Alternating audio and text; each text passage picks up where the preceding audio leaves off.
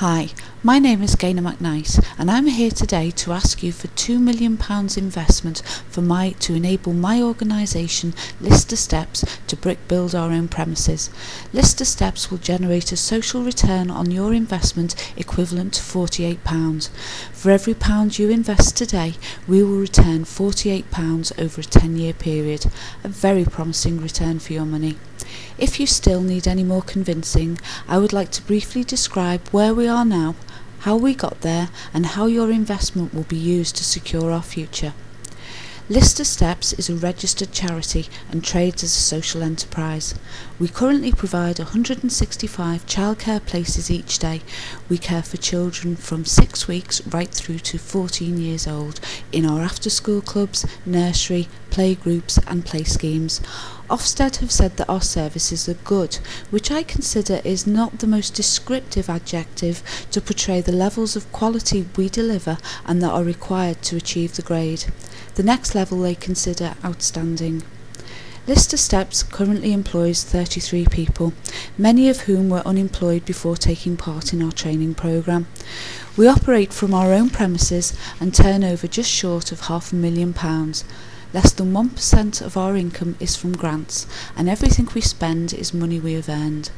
From this position, our business is sustainable and secure, and we are not dependent on political whims and short-term funding.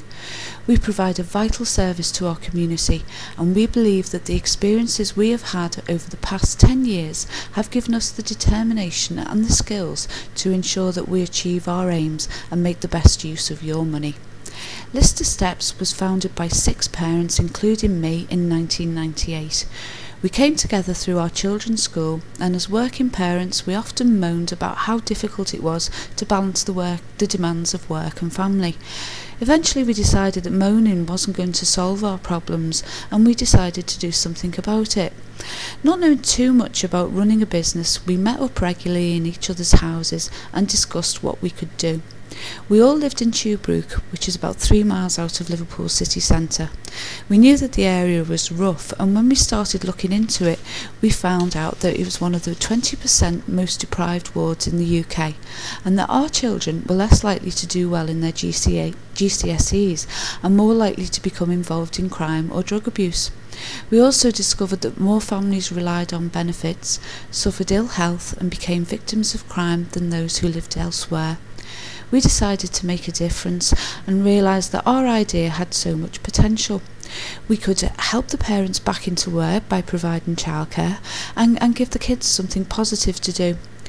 Politically, our idea came just at the right time. As Blunkett delivered the National Childcare Strategy, we had part achieved what we set out to do.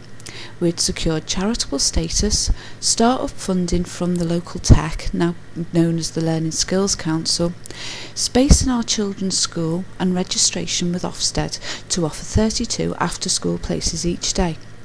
We employed 4 part-time staff, and we had a turnover of less than £10,000 in our first year of operations. We couldn't believe the demand for our services. We were full on day one with a waiting list of over 90 children. We had a hunch that the parents and the children were happy because nobody left and more people applied for their children to join. It was one of our weekly meetings we decided that what we were doing wasn't enough. Parents were asking for full day care for their babies and preschool children and play schemes during the school holidays. We'd found out from the head teacher that our children's school was due to relocate, and we decided to ask the council if we could have it.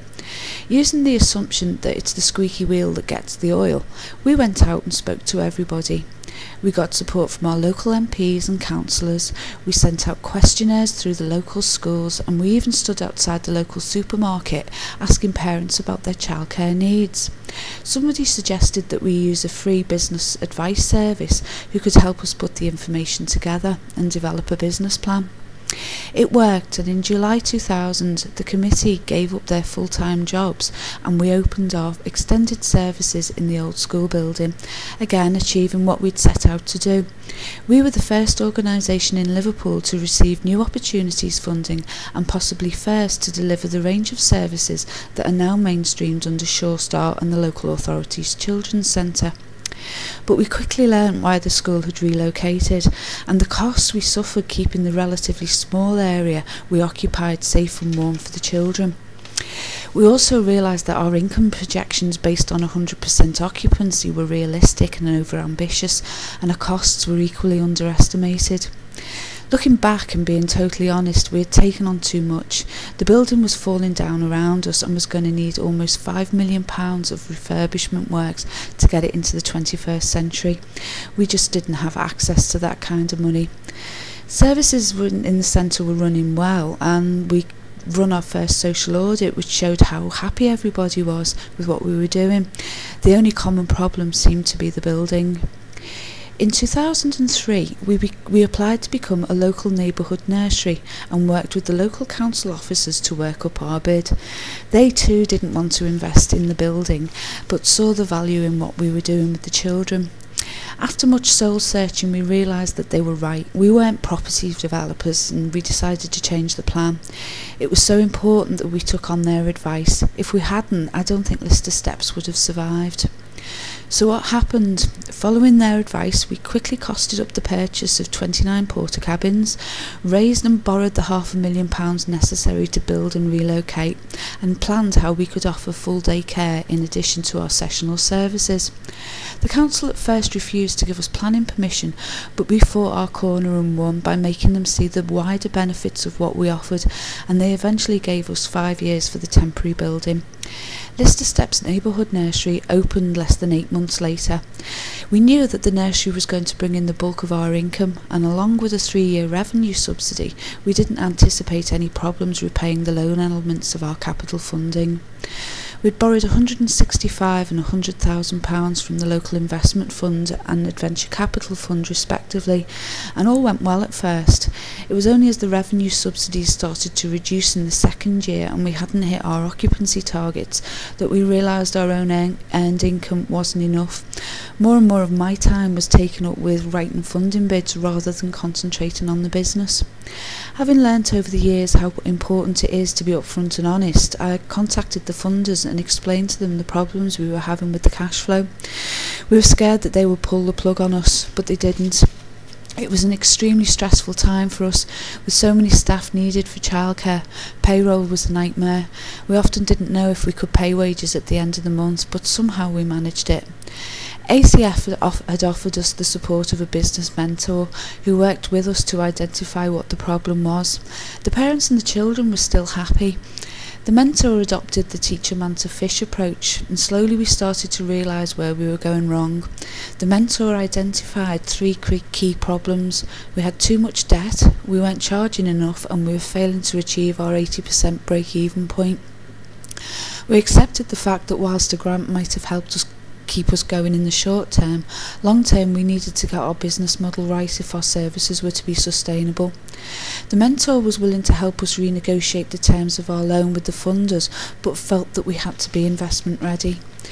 We looked at the figures and realised that our fees didn't cover our costs. We had assumed that because we were a charity, external funding would always be available. We worked out that we needed to increase fees by at least 25% and achieve at least 80% occupancy across the services. We were concerned that if we put up the fees too much, families would leave, but we had no choice. We had to be realistic. We invited the parents to a meeting and told them what we needed to do. We gave them information about claiming Working Families Tax Credit and tax-exempt childcare vouchers. No one left us, and our numbers stayed steady at around 76% occupied. Our funders were convinced in the end that our new plan would work and offered a grant that halved the debt we were carrying. This gave us a fighting chance. For the past 2 years we've steadily improved our performance and have had the space to consider our future, hence why I'm here. The only thing that can affect our future now is the building we're in. Planning has always been a time bomb ticking away in the background, and as you've seen from the images, it isn't the most appealing location. We don't know how many families drive past our centre, judging our quality by our outside. We can only imagine their thoughts when they see the electricity pylons and the abandoned rubbish. We have found a new, more attractive site that's also owned by the local authority that will open up many new opportunities for us. The site is more central in the area, and whilst we can keep our existing customers, we know that we can find and keep new ones. The local authority is willing to transfer over our lease, and we plan to use the Community Building Fund to cover some of the capital. As I've proven, we have an excellent track record working in partnership with funders, and we deliver our aims, we hit our targets. Our business plan works and we are sustainable, and most of all, our community needs us. May I count on your support?